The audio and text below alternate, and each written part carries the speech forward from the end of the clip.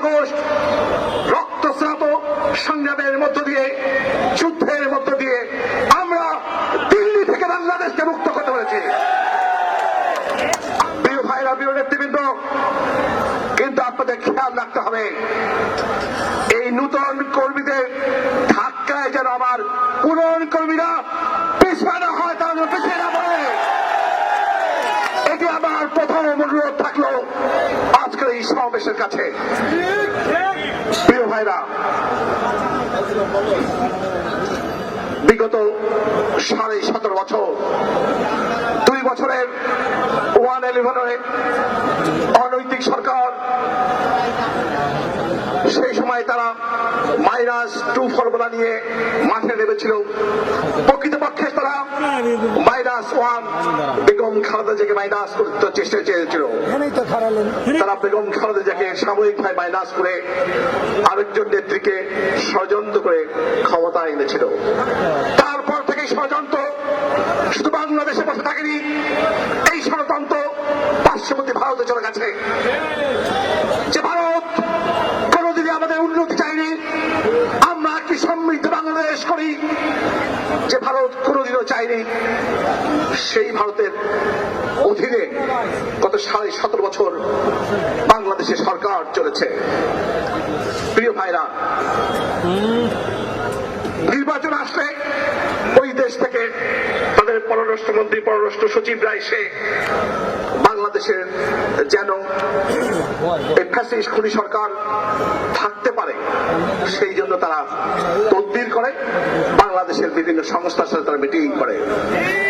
এত নগ্ন হামলা, এত নগ্ন পররাষ্ট্রনীতি পৃথিবীর ইতিহাসে কোথাও নেই। প্রিয় ভাইরা, 1971 26 মার্চ থেকে 16 ডিসেম্বর দীর্ঘ 9 মাস বাংলাদেশের মুক্তিকামী মুক্তিযোদ্ধারা আপামর জনসাধারণের সহযোগিতা নিয়ে বাংলাদেশ থেকে স্বাধীন করেছিল। তখন দেখেছেন আপনারা পাকিস্তান বাহিনীর জেনারেল অরোরা আমাদের সেই সময় মুক্তিযুদ্ধের সর্বাধিনায়ক জেনারেল ওসমানের কাছে কিন্তু তারা সারেন্ডার করেনি।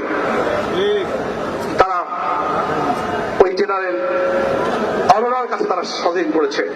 তখন বাংলাদেশের মানুষ বুঝতে পারেনি। আমরা এই স্বাধীনতার 52 বছর পরে বুঝতে পেরেছি আমরা পিন্ডির দাসত্ব থেকে, পাকিস্তানের দাসত্ব থেকে দিল্লির দাসত্বে চলে গেছে, ভারতের দাসত্বে চলেছে। সেটা গত 17.5 বছরে বাংলাদেশের মানুষ হারে হারে উপলব্ধি করেছে। এই যে নতুন স্বাধীনতা, বাংলাদেশের ছাত্র জনতার যে গণ অভ্যুত্থান, গত 17 বছরে বিএনপি নেতা কর্মীদের, হাজার হাজার নেতা কর্মীদের রক্তের বদলে, খুন খুনের বিনিময়ে, বাংলাদেশের লক্ষ লক্ষ শহীদ জিয়া নেতা কর্মীদের মামলা হামলার বিনিময়ে, কত ভাইয়ের বুক খালির বিনিময়ে সংগ্রাম পেয়েছি। বাংলাদেশের মানুষ এই আন্দোলনের সংগ্রামের নাম দিয়েছে নতুন স্বাধীনতা, নতুন বাংলাদেশ। 1971 সালের ডিসেম্বর আমরা পাকিস্তান থেকে, বাংলাদেশ থেকে আলাদা করতে পেরেছি।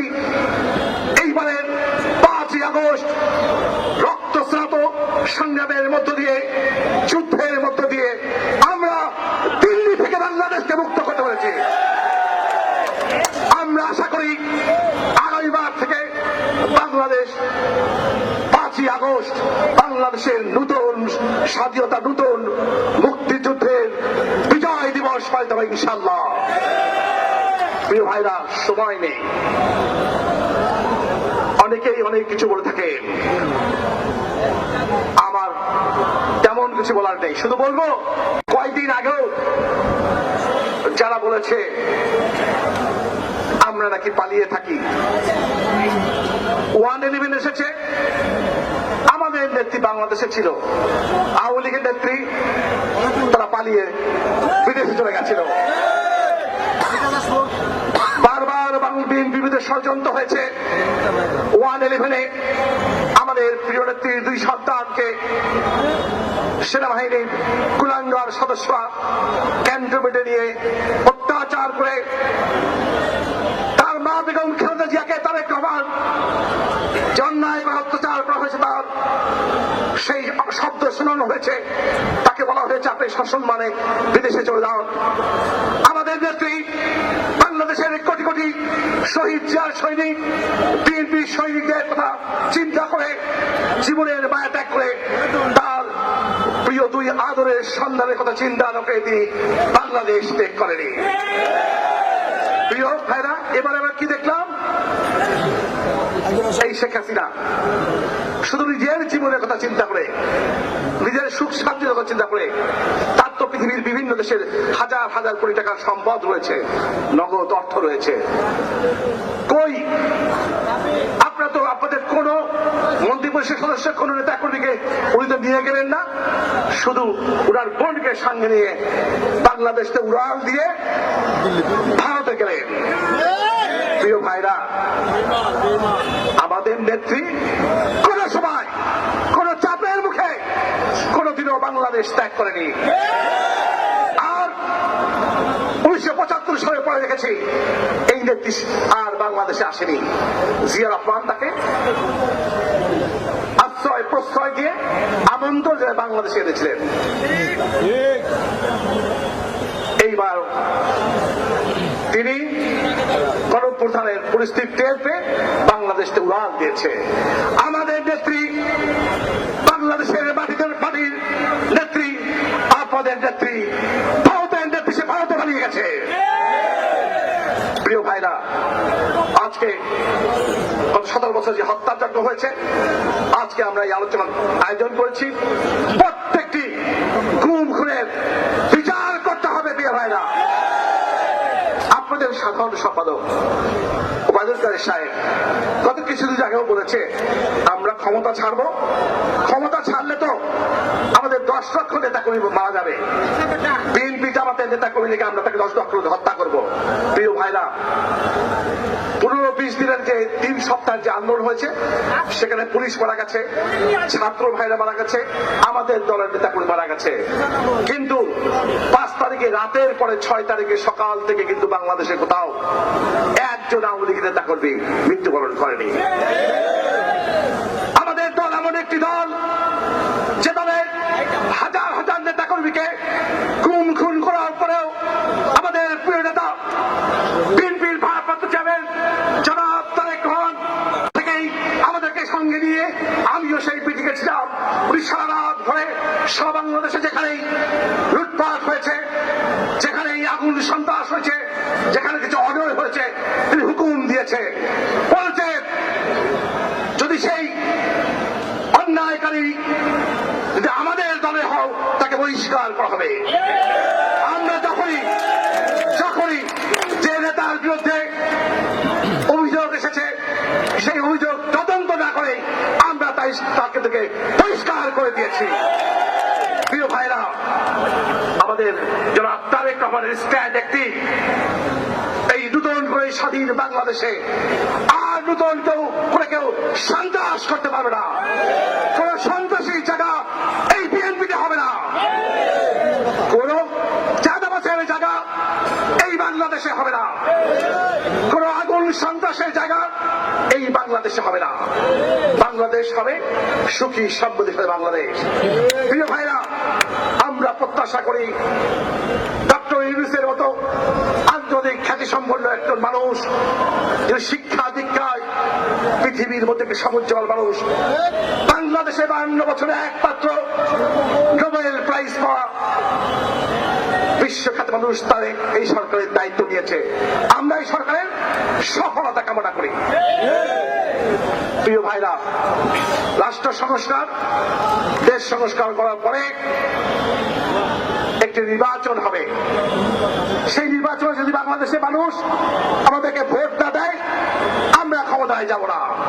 আওয়ামী লীগের মতো ভোট ডাকাতি করে আমরা ক্ষমতা যেতে চাই না। আর বাংলাদেশের মানুষ যদি আমাদেরকে ভোট দিয়ে ক্ষমতায় আনে, তাহলে আমাদের প্রিয় নেতা তারেক রহমান আমাদেরকে বলেছে বিএনপি বিএনপি এবার ক্ষমতায় যাবে বাংলাদেশকে একটি মানবিক বাংলাদেশ তৈরি করতে।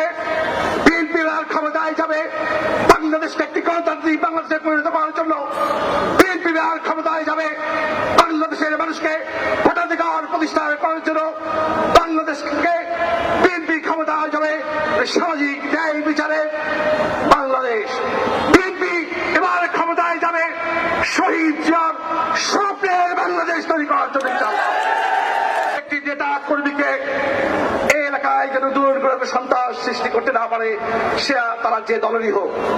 আর যদি এর মধ্যেই আমাদের দলের কেউ বা দলের বাইরে কেউ যদি সন্ত্রাস করে, অনিয়ম করবে, অন্য কোনো উপায়ে আইন অমান্য করে, আমি প্রশাসনের ভাইদেরকে বলবো আপনারা দয়া করে তাদের বিরুদ্ধে ব্যবস্থা নেন। আর যারা আমাদের দলের মধ্যে আছে অবশ্যই আমরা তদন্ত করে তাদের বিরুদ্ধে ব্যবস্থা নেব ইনশাআল্লাহ বলে যাচ্ছি। আজকে কেউ ছাড় পাবে না। প্রিয় ভাইরা, আমি আর কথা বলতে চাই না। এই কয়েকদিনে জনাব তারেক রহমানের নেতৃত্বে, তার নির্দেশে গত প্রায় 12-13 দিন 14 দিন হয়ে গেছে, সকাল থেকে রাত পর্যন্ত আমরা তার নির্দেশে সারা বাংলাদেশে আইন শৃঙ্খলা পরিস্থিতি সহ দেশের সার্বিক অবস্থা ভালো করার জন্য কাজ করার চেষ্টা করেছি। আমি আপনাদের মধ্যে কয়েকদিন আসতে পারিনি, আমার প্রিয় নেতাকে বলেছি, কিন্তু উনি সর্বসময় আমাকে ঢাকা থেকে এই বিষয়গুলো দেখভাল করার কথা বলেছেন। আমি চেষ্টা করেছি সেখানে থাকার জন্য। শুধু আজকে একবেলা আমি এসেছি, ওনার ছুটি নিয়ে এখানে এসেছি। আমি আশা প্রত্যাশা করি আজকের পরে আমাদের কোন নেতা কর্মী এমন কোন কাজ করবেন না যেন দলের ইমেজ ক্ষুণ্ণ হয়, দলের জনপ্রিয়তা ক্ষুণ্ণ হয়। কারণ আপনারা দেখেছেন এই 17 বছরে আওয়ামী লীগ অনেক কিছু করার পরেও প্রশাসন সাজিয়েছে, সমস্ত জায়গায় কি করেছে, চেষ্টা করেছে, হাজার হাজার অবৈধ টাকা দিয়েও তাদের গদি রক্ষা করতে পারেনি। তিনি শেখ হাসিনা দেশ থেকে পালিয়ে গেছে। সুতরাং আমরাও এমন কাজ করব না যেন আগামীতে বাংলাদেশের মানুষ আমাদের দুরুষ্ট হয়, আমাদের জনপ্রিয়তা কমে যায়। সেই ব্যাপারে আমরা সবাই সতর্ক থাকবো। এই আহ্বান জানিয়ে সবাইকে ধন্যবাদ জানিয়ে আমার বক্তব্য শেষ করছি।